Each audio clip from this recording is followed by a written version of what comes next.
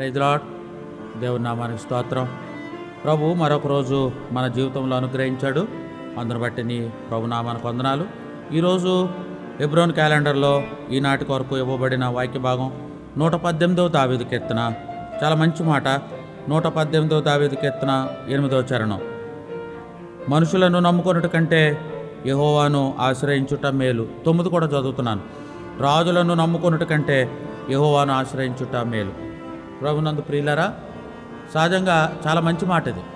మనుషులను నమ్ముకొనుట కంటే యెహోవాను ఆశ్రయించుట మేలు. రాజులను నమ్ముకొనుట కంటే యెహోవాను ఆశ్రయించుట మేలు. ఎవరిని ఆశ్రయిస్తున్నాం మనం? ప్రియులారా, ఒక మాట చెప్పనా? మన పితరులు ఇశ్రాయేలీలు ఐగుప్తులోంచి బయటకు వచ్చారు. 10 సూచక క్రియలు చేసి ఆ సూచక్రియల ద్వారా దేవుడు అద్భుతమైన రీతిలో ఐగుప్తులో నుండి బయటకు తీసుకుని వచ్చాడు. ఎర్ర సముద్రాన్ని దాటారండి. కొంచెం ఎదరకొచ్చారు. వాళ్ళ మీద వాళ్ళు వెంటనే అన్నీ మర్చిపోయారు. అదిగో ఎర్ర సముద్రం దాకా వచ్చారా? ఎర్ర సముద్రం దగ్గరికి వచ్చిన తర్వాత కూడా ఉంటున్నారు వాళ్ళ గొడవ. ఏం గొడవ చేస్తున్నారు? మాకు ఐగుప్తులో సమాధులు లేవా? మమ్మల్ని ఇక్కడ సమాధి చేయడానికి తీసుకొచ్చి మోసం మీద తిరగబడ్డారు. ఎర్ర సముద్రం దాటారు, కొంచెం వెళ్ళారు, ఎదరికెళ్ళారు, నీళ్లు చేదుగా ఉన్నాయి, మమ్మల్ని ఇక్కడ చంపేయడానికి తీసుకొచ్చావా? ప్రియులారా, దేవుడు చేసిన ఆశ్చర్య కార్యాలు, అద్భుత కార్యాలు మన జీవితంలో మర్చిపోతూ ఉంటాం. మనుషులను నమ్ముకుంటాం. ఓకేనా? మరి ఎక్కువసేపు చెప్పకూడదు కాబట్టి నేను ముగిస్తున్నాను. 2వ రాజుల గ్రంథం 18వ అధ్యాయంలో రాజైన హిజ్కియా యొక్క చరిత్ర రాయబడింది. ఒక్క వచనం తప్పదు, చదవాలి. నేను చదువుతున్నాను, చూడండి. అషూర్ రాజైన సన్హెరీబు ఆయన మీదకి దండెత్తి వస్తే హిజ్కియా 18వ అధ్యాయంలో ఏం చెప్తున్నాడో చూడండి. 14వ వచనం. యోధా రాజైన హిజ్కియా లాకీషు పట్టణమందున్న అషూర్ రాజు వద్దకు దూతలను పంపి, నా వలన తప్పు వచ్చినది, నా యొద్ద నుండి నువ్వు తిరిగి వెళ్ళిపోయినడలా నా మీద నీవు మోపిన దాన్ని నేను భరించుదునని వర్తమానము చేయగా, అషూర్ రాజు యోధరాజైన హిజ్కియాకు 600 మణుగుల వెండియు 60 మణుగుల బంగారమును జురుమానాగా విధించెను.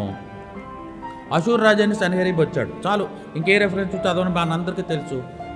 వచ్చాడు, హిజ్కియా మీద దండెత్తాడు. హిజ్కియా దైవభక్తి కలిగిన సేవకుడు. ఎవరు నమ్ముకోవాలి? మనుషులను నమ్ముకొనుట కంటే యెహోవాను ఆశ్రయించుట మేలు. ఆయన నమ్ముకోవాలా. అది మానేసేసి ఏం చేశాడనంటే, అషూర్ రాజు కబురు పంపించాడు. బాబా, తప్పు అయిపోయింది, నా వల్ల. ఏం తప్పు చేశాడు హిజ్కియా చెప్పండి? తప్పు నా వలన వచ్చింది, నువ్వు జుర్మాన్ ఇస్తే నేను భరించుకుంటాను అని అన్నాడు. సరే, అయితే నేను జుర్మాన్ ఇచ్చాడు.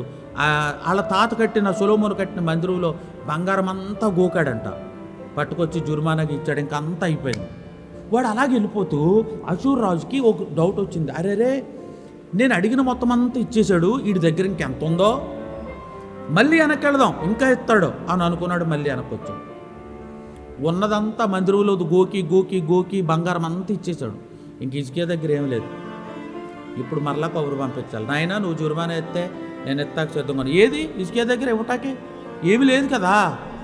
ఇప్పుడు ఏం చేస్తున్నాడో తెలుసా? ఇక ఏమీ దిక్కు లేనప్పుడు దేవుని కాళ్ళ దగ్గరకు వచ్చాడు. నాయనా, అషూర్ రాజు దండెత్తి వచ్చాడు. ఆడు పంపిన ఒక ఉత్తరం తీసుకున్నాడు. దేవుని మందిరంలోకి వచ్చాడు. మందిరంలో పరిచాడు, మోకరించాడు, ప్రార్థన చేస్తున్నాడు. అక్క, అన్న, నీ కష్టంలో దేవుని మందిరాన్ని దగ్గరికి వెళ్తున్నావా? ఎక్కడుండి ప్రార్థన చేస్తున్నాడు? హిజ్కియా గొప్ప రాజు అయ్యండి, దేవుని మందిరంలోకి వెళ్ళాడు. హిజ్కియా ఇంకా ప్రార్థన చేస్తూనే ఉన్నాడు. పరలోకంలో నుండి సమాధానం వచ్చింది. నువ్వు నేను దేవుని మందిరంలో ప్రార్థన చేద్దాం, దేవుడు మనకు సమాధానం ఇస్తాడు. ప్రభువు మన జీవితంలో ఒక ఆశ్చర్యమైన, అద్భుతమైన కార్యాన్ని చేయగలిగిన దేవుడుగా ఉన్నాడు. సరే, హిజ్కియా ఆ మాట చెప్పి దేవుని మందిరంలో ప్రార్థన చేశాడు. ఒరే, నువ్వేమి యుద్ధం చేయక్కర్లే, యుద్ధము మీరు కాదు వినుమా, శ్రద్ధగా ప్రభువే జరిగించును. యుద్ధము మీరు కాదు వినుమా, శ్రద్ధగా ప్రభువే జరిగించును. యుద్ధం నువ్వు కాదు. ఈరోజు నువ్వేమి యుద్ధం చేయక్కర్లే. ఒకవేళ ఎప్పుడైనా దండెత్తి నీ మీదకి వస్తున్నాడా, నువ్వు పనిలోకి వెళ్తున్నావు, నువ్వు కురుంగిపోకో. దేవుడు నీకు నాకు తోడుకున్నాడు. మన పక్షంగా యుద్ధం చేసే దేవుడు ఉన్నాడు. హిజ్కియా ఇంటికి వెళ్ళిపోయి, దేవుని ఒక్క వాక్కు వచ్చింది. హిజ్కియా మందిరంలో ఉన్నాడా? హిజ్కియా గారు యెషయా గారు కబురు పంపించారు. ఏంటయ్యే సంగతి? దేవుడు మాట చెప్తున్నాడు. అషూర్ రాజాని సన్హెరీబుని గురించి నువ్వు ఏడుతున్నావు కదా, దేవుడు ఏం చెప్తున్నాడో తెలుసా? నువ్వు ఇంటికి వెళ్ళి పడుకో. అక్కడ శత్రువు ఉంటే ఈయన ఇంటికి వెళ్ళి పడుకోవాలంట. మరి యుద్ధం ఎవరు చేస్తారు? దేవుడు చేస్తాడు. నీ పక్షంగా నా పక్షంగా యుద్ధము యెహోవాదే, యుద్ధము యెహోవాదే, యుద్ధము యెహోవాదే. శత్రువు ఎంత పెద్దోడైనా మనుషులను నమ్ముకొనుట కంటే యెహోవాను ఆశ్రయించుట మేలు. దేవుణ్ణి ఆశ్రయించాడు. 1,85,000 మంది కాల్బలాన్ని ఆ రాత్రి సంహరించాడు దేవుడు. నేను ఎన్నోసార్లు చెప్తుంటాను, ఈ చంపుట్లో దేవుని యొక్క దూత యొక్క అద్భుతమైన కార్యం. కాబట్టి ఇటువంటి దేవుడు ఈరోజు నిన్ను నడిపిస్తాడు. యుద్ధం యెహోవాదే. ఆయన చేతులకు అప్పచెప్పు. ఎందుకు అలా కృంగిపోతావు? ఏదో బాధ అంటావు. దేవుడు యుద్ధం చేసే దేవుడు, నీ పక్షంగా యుద్ధం చేసే దేవుడు ఉన్నాడు. ఆయనకు అప్పచెప్దాం. మనుషులు నమ్ముకోకు, యెహోవాను ఆశ్రయించు, అది నీకు మేలు. ప్రార్థన చేస్తున్నాను, కళ్ళు మూసుకో. ప్రేమ కలిగిన తండ్రి యేసు ప్రభువా, ఈ దిన ప్రారంభం కొరకు వందనాలు. రాత్రంతా తోడైనారు, సుఖనిద్రనిచ్చారు. వందనాలు, స్తోత్రాలు. ఈరోజు నిన్నే నమ్ముకున్నాం, నిన్నే ఆశ్రయించాం. నువ్వే దిక్కు, మనుషుల సహాయం వద్దు ప్రభు.